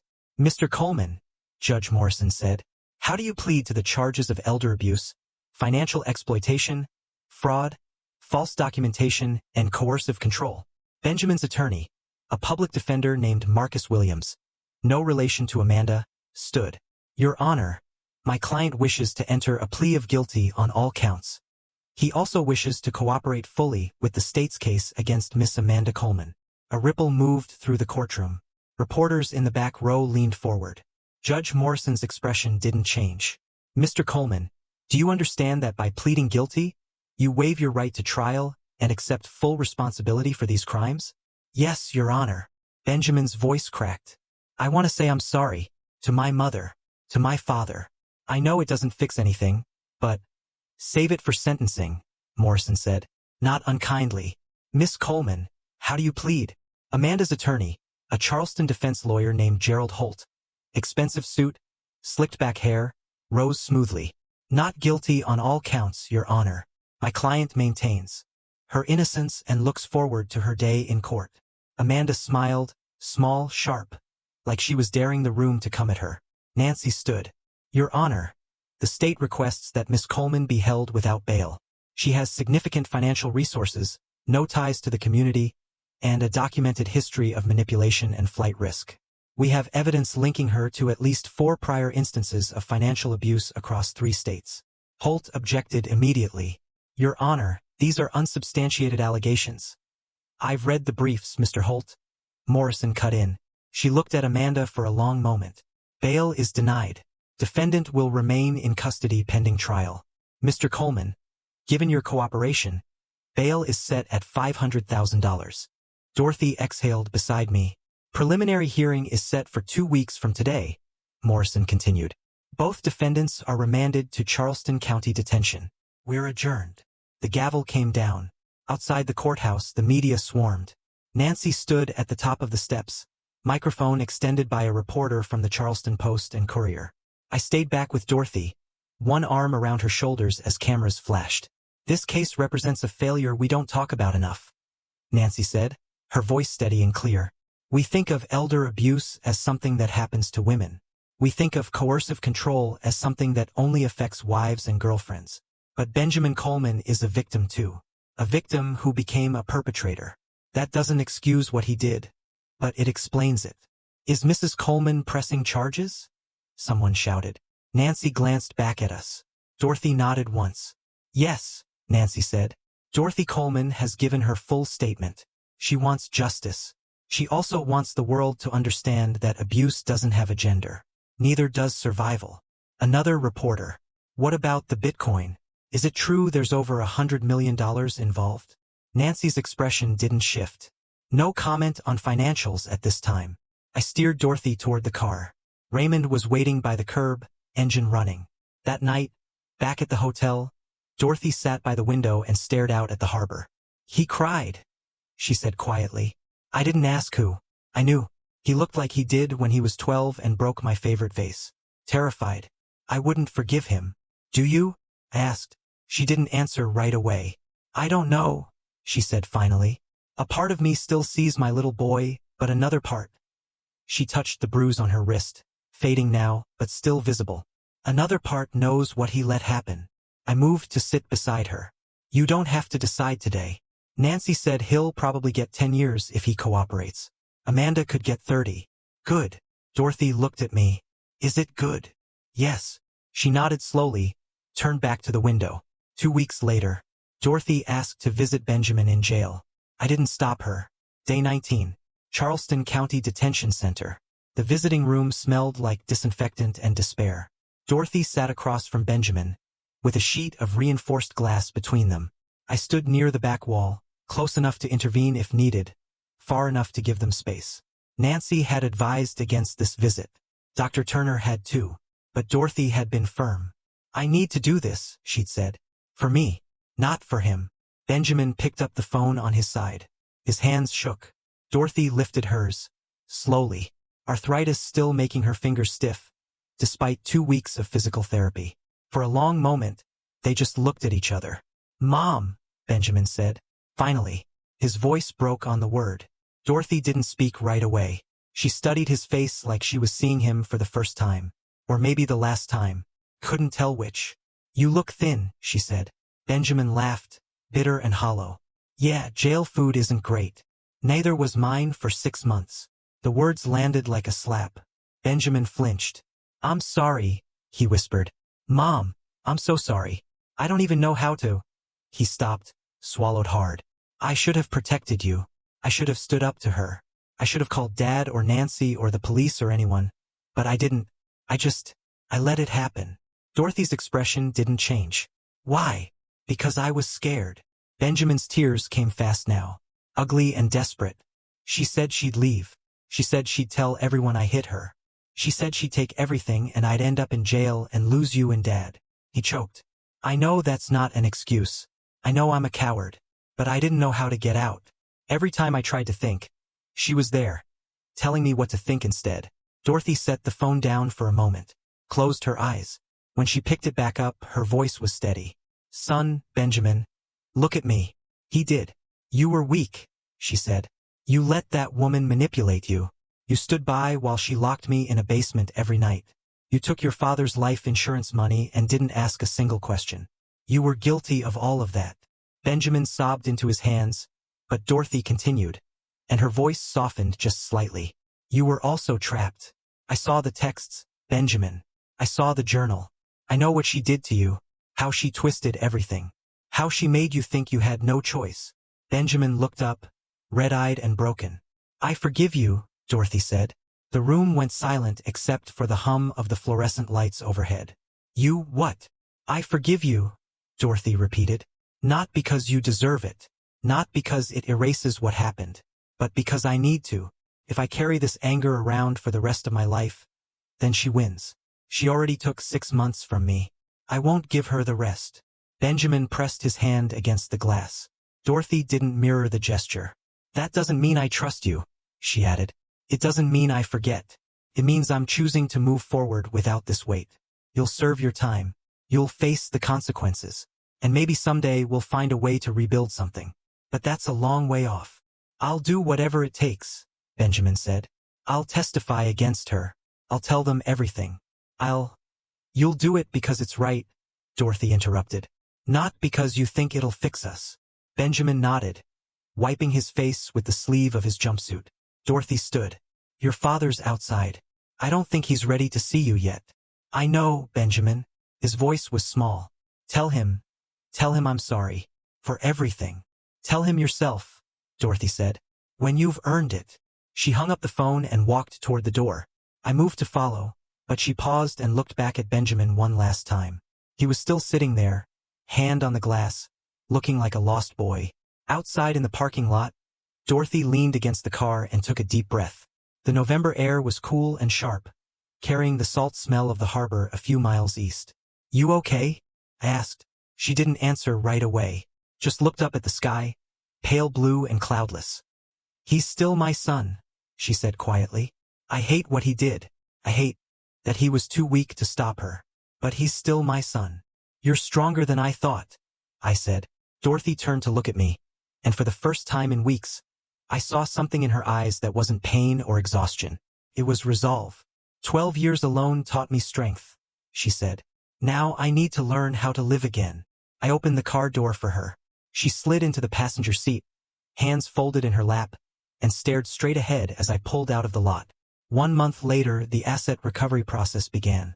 Nancy filed motions to reclaim the insurance payout, liquidate the gold in Vegas, and reverse the fraudulent deed transfers.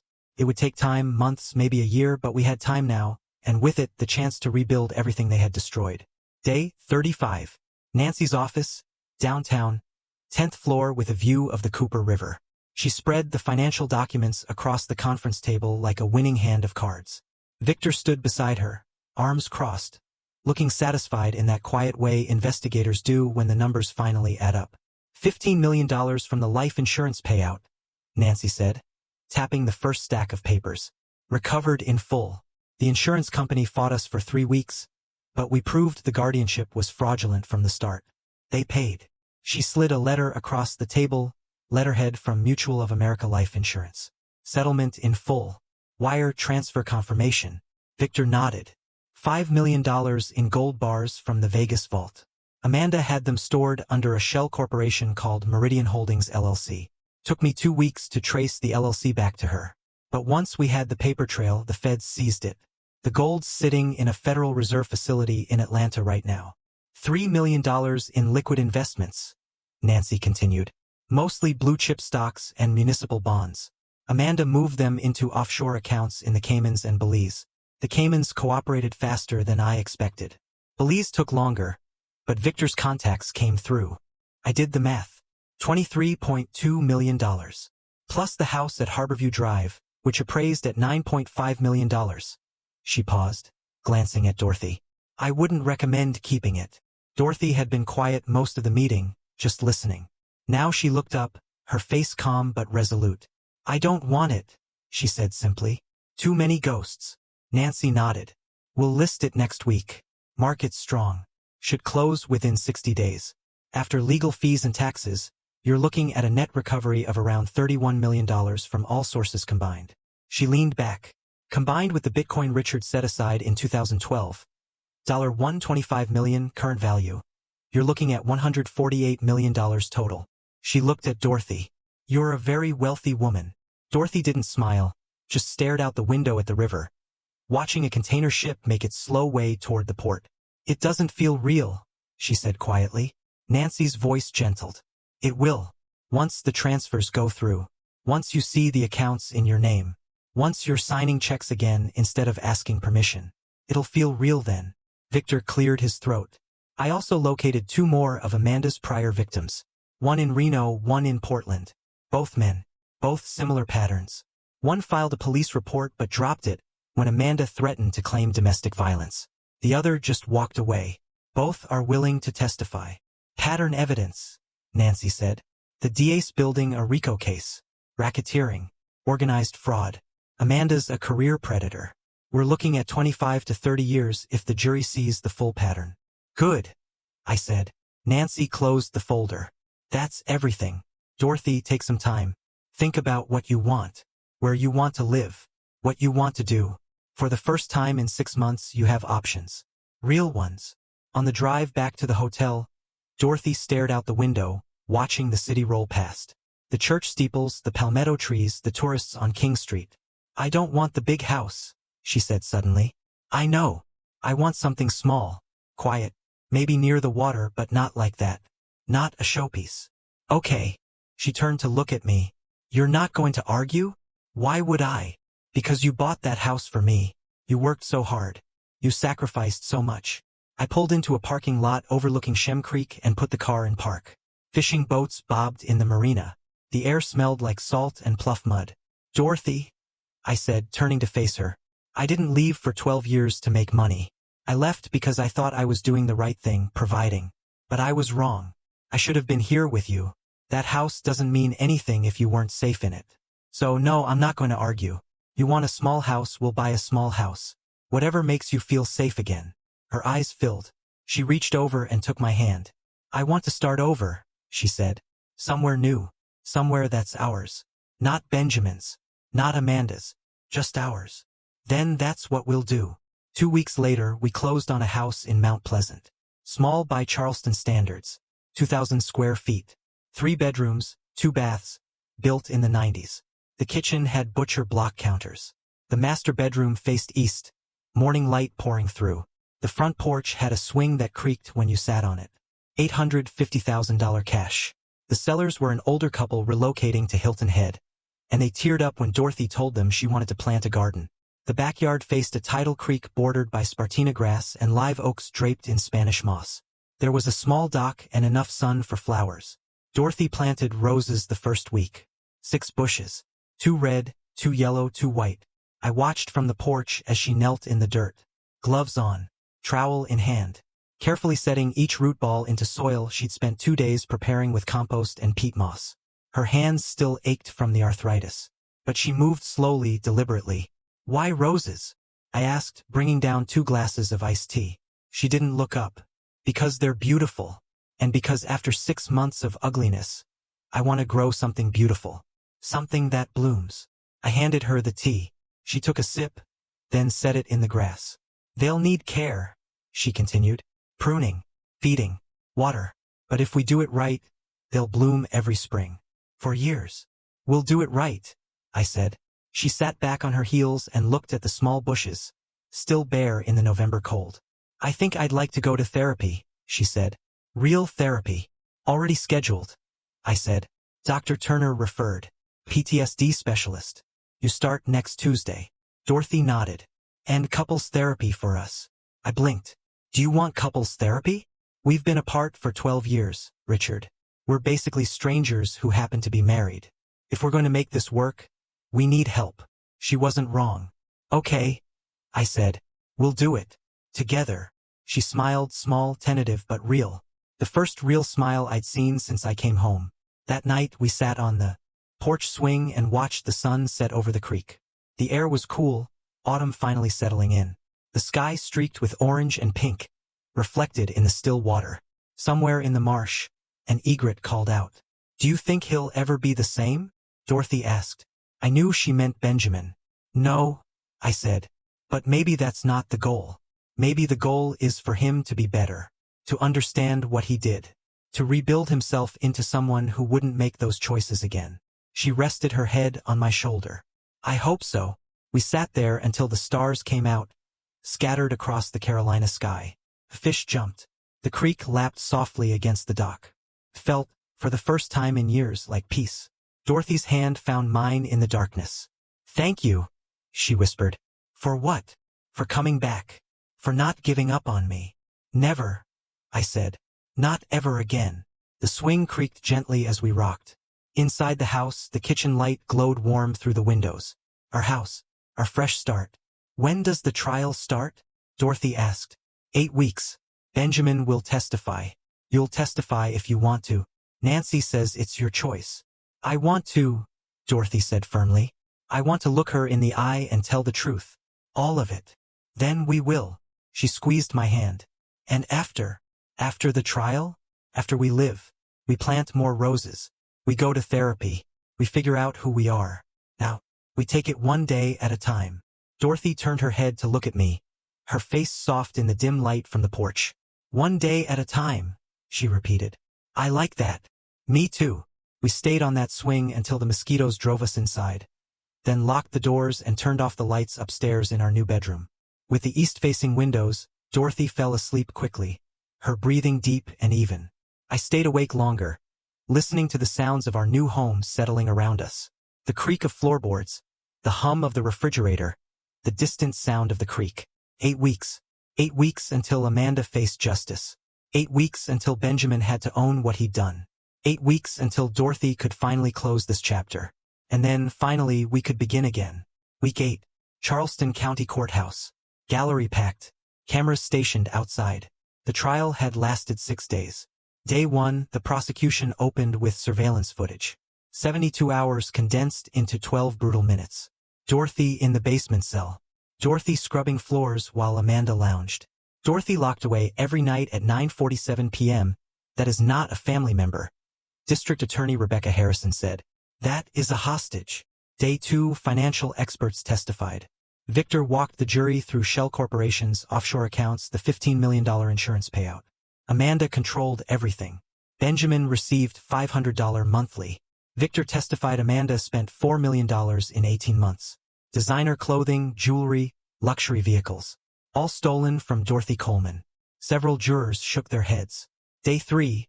Dr. Turner testified that Dorothy had no dementia. Ward's diagnosis was fabricated, paid for in cash. Dorothy Coleman was medically imprisoned under false pretenses, Dr. Turner stated. Day 4, Benjamin testified. I watched my son walk to the stand in a gray suit, looking 10 years older. She seemed perfect, Benjamin said, voice trembling. Made me feel like I mattered. Then things changed.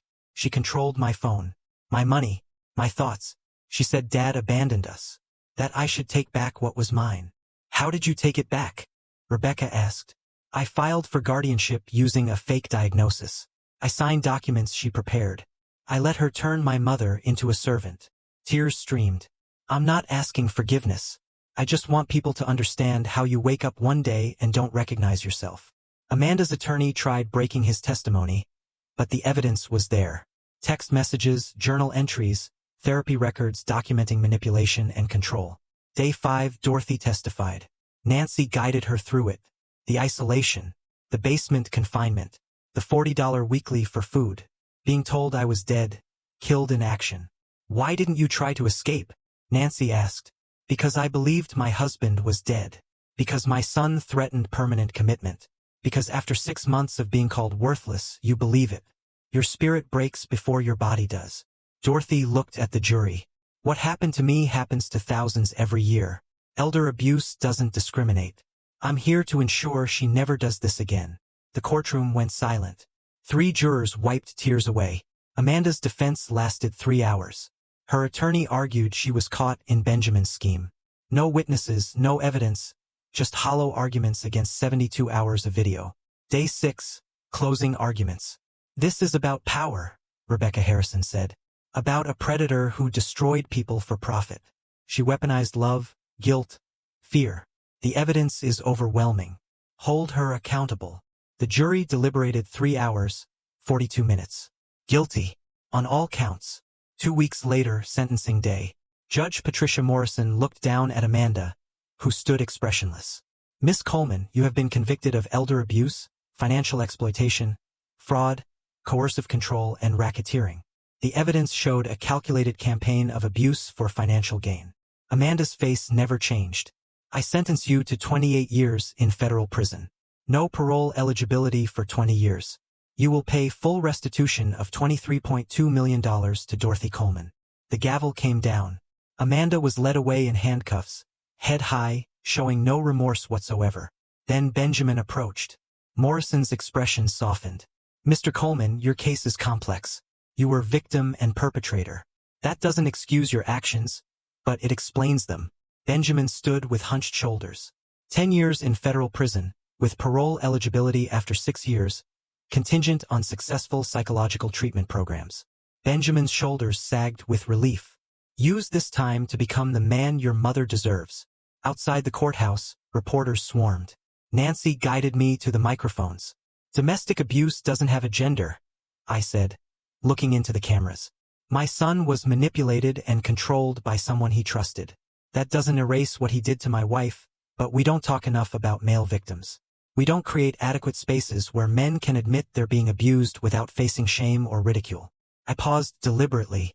If someone in your life controls your finances, isolates you from family and friends, constantly threatens you, makes you question your own reality, that is abuse regardless of gender. Please get help. You deserve safety. You deserve to be. Nancy held up printed resource cards. National Domestic Violence Hotline 1-800-799-SAFE. National Center on Elder Abuse 1-800-677-1116. Help is always available. Abuse has no gender. Survival has no shame.